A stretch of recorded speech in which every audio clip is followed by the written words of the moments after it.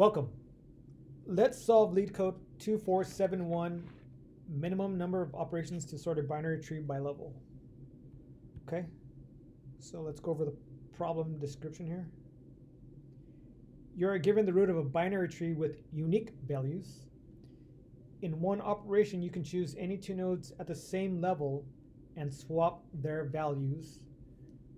Return the minimum number of operations needed to make the values at each level sorted in strictly increasing order. That's why we need unique values, because we need to have the levels sorted in strictly increasing order. The level of a node is the number of edges along the path between it and the root node. Okay, so let's go over this first example. So looking at the top level, level 0, which is just the single node 1, it's already sorted. Moving on to the next level of 4 and 3. Those nodes would require a single swap. So that would give a swap number of 1, value of 1. Here, for level 2, we would need to swap 7 and 5. That's one swap. So now 5 would be here, 6 is already in its proper location. 8 would need to be swapped with 7, remember, because 7 is here, so that's another swap. So that's a total of 2 swaps for level 2. And 9 and 10 are already sorted, so only level 1 and level 2 needed swaps, which gives us a grand total of 3. Hence the result is 3 here. These other problems are pretty much straightforward. This tree is already in sorted order, so it's already sorted level-wise, so no swaps are needed at all. And only if you swap 7 with 4 and 5 with 6 and then 2 and 3, that's a total of 3 swaps. So the answer is 3 for this one as well.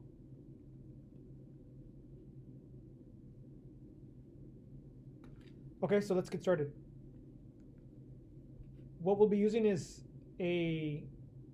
we'll be traversing the binary tree using breadth first search. So we'll be using a double-ended queue for this.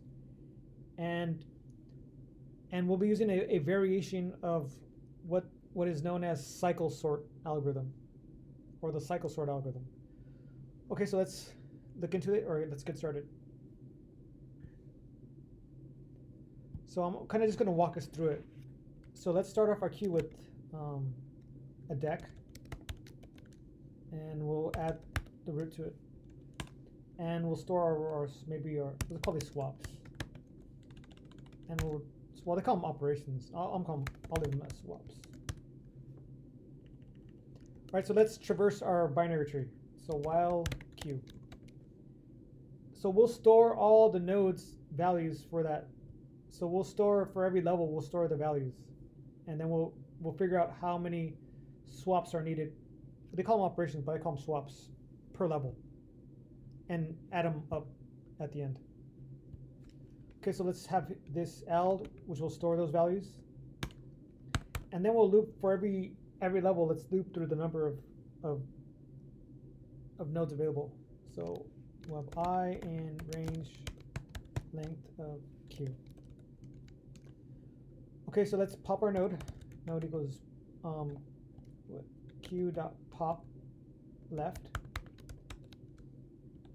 So I'm going to momentarily skip adding this to our level list here. I'm just going to check for child nodes. So if node dot left, we'll say q dot append node dot left, and we'll do the same thing for the right node.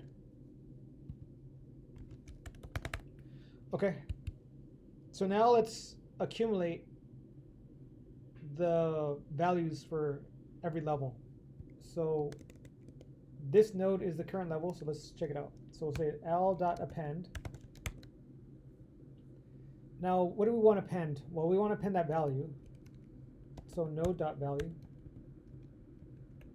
And we also want to append where it's located. So we can use this I to indicate where it's located. So let me just go over expand on that really quickly. So suppose we were looking at level 2 here. If we see this node here 7, remember we're using breadth first search, and we're adding this left to right always. So this 7 would be located at index 0, 6 index 1, 5 index 2, and so on and so forth. So we'll use that. So let's store that I here, and that's where it's located on the level. Okay. So what I'm going to do here is I just want us to see what the level looks like. So let's print L. Let's print. I want us to print the level, so we get an understanding of what we're working with. So let's check it out. I'm not submitting it. I'm just running it locally. Okay, so let's see level. Where's it at? Okay, here. Let's maybe open this up. So on level 1 we have 1 node, and level 4 we have. So 4 is at the 0th index, 3 is at the first index, 7, 6, 8, 5, and notice how they have indices here. Okay, so we're going to use that to our advantage. Okay, so now let's get started with the cycle sort implementation. So I think for the most part this has been straightforward. So now let's figure out what to do here. So what I'm going to do is I'm actually going to sort them. So I'm going to say sorted L. Let's print that. Let's print sorted L. Okay, so let's print it. So what do we have? So we see that now they're in sorted order by the value. And now though, I want us to take a look at these indices. So 3, 1, 0, 2. I'm specifically looking at this row here because it has like the most nodes in it. It's the most illustrative of the things we need to do. So what I'm going to do is I'm going to do something like this. I'm going to say, okay, I'm going to skip the value and I in sorted L. And I'm going to print this out. I want us to see it. Print I. Okay, so let's print that out too. So what do we have here? So let's look at this here. Yeah, exactly. So this is what we have here. I'm mostly focusing on this level. So remember, or let's get maybe a better visual. So this 5 was located at index 3. So now this is a 3 here. This 1, actually this 6 is already in the proper location. 0, that's where the 7 is, and 2, that's where the 8 was. So these are just those nodes in their where they would be located. So again, this 5 is at 3, 6 at index 1, 7 is index 0, 8 is at index 2. So now our goal is to do what? In essence, we want to sort this. We want to sort it. Okay, so let's do that. So let's go back to coding. So let's use cycle sort here. So cycle sort says something like, I think this is a variation of cycle sort. So for I in range. Now these are the indices. If you recall, these are the indices indexes. And we'll just call it index.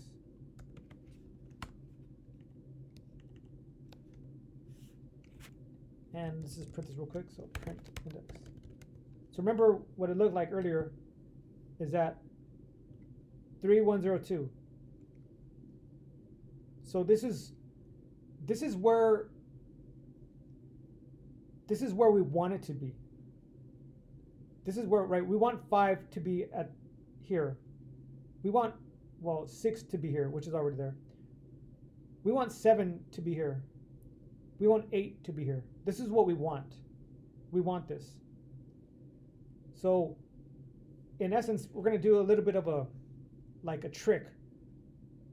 If we sort this, 0 would go here. Well, what's at 0 currently? The 7. Well, here 1 is 6. That's not a big deal. But remember here 0. Well, what's at 0 currently? Sorry. Currently, 3 is at this location, but we want it here. This is where we want it. We want 1 here. 1 is 6. We want 0 here. 0 is here. We want 2 here. 2 is 8. So this is what we want. Remember, these correspond to these up here. Again, we want 3 here. What is 3? 3 is 5. We want 1 here. What is 1? 1 is 6, and it's already in its proper location. We want 0 here. 0 is 7. And we want 2 here. What is 2? 2 is 8. This is what we want. So, in essence, we're going to sort what we want to what it is. Okay, so I hope that makes sense. So sort what we want to what it is. So range of length of index. Okay.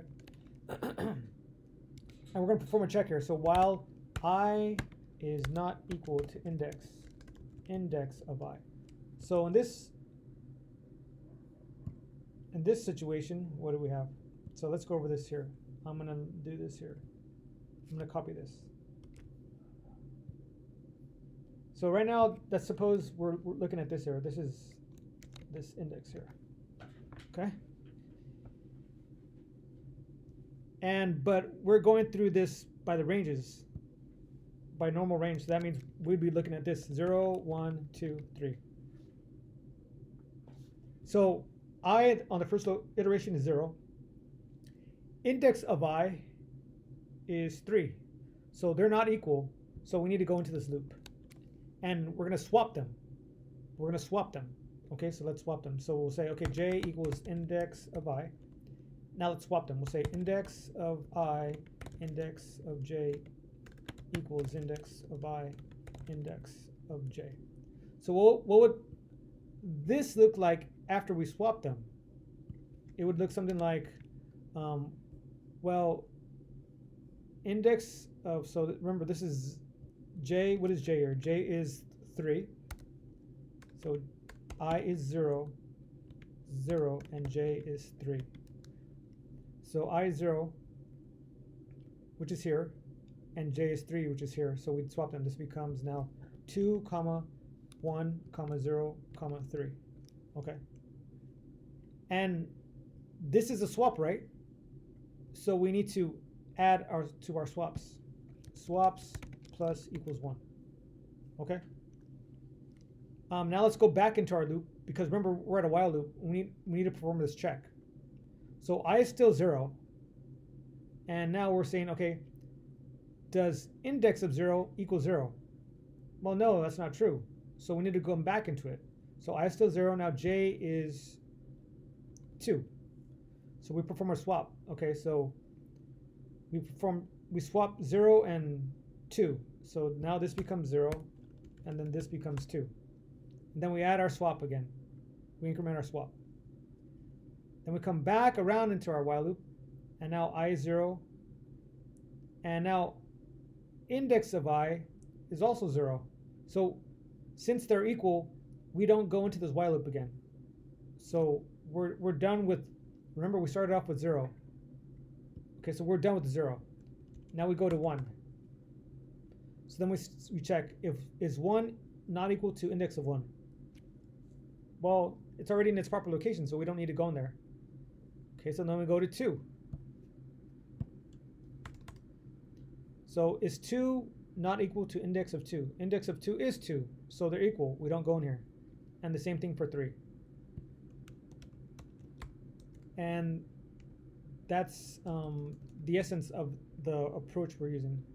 Let's run it locally. Don't need this anymore. Well, actually, did I return it? Yes, I did.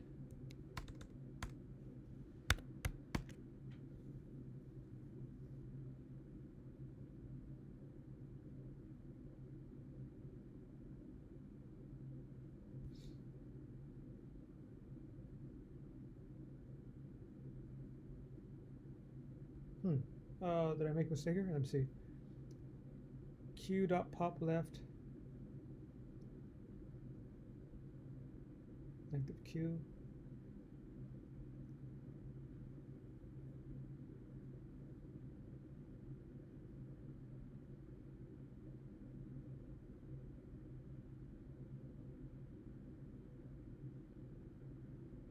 Oh, I apologize. I forgot to swap them here. This should be a J. This should be an I. Okay.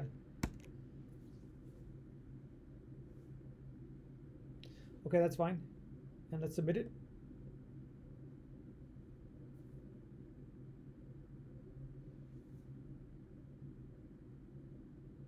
Okay, looks decent. Again, I thought the difficulty and the problem lies with this this sorting here, this index, this special sorting, because you have to. They want us to minimize the number of swaps, because we could use something like bubble sort or something like that, but we're not guaranteed the minimum number of swaps. That's why I think we had to use this cycle swap approach, and that made the number of swaps optimal. Okay, if you found this video helpful or educational, please consider liking or subscribing. Other than that, have a wonderful day. Take care.